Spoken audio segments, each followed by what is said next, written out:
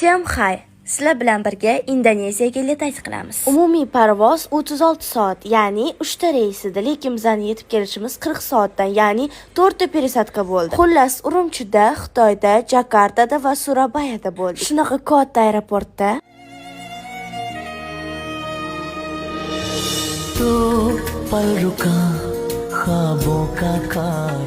qincha nigohlar paydo bo'ldi. Bu yoqda esa biz Xitoyni bema'ni narsalardan tatib ko'rdik. Chunki pulimizni qayoqqa ishlatishni bilmasdik, lekin shu narsasi menga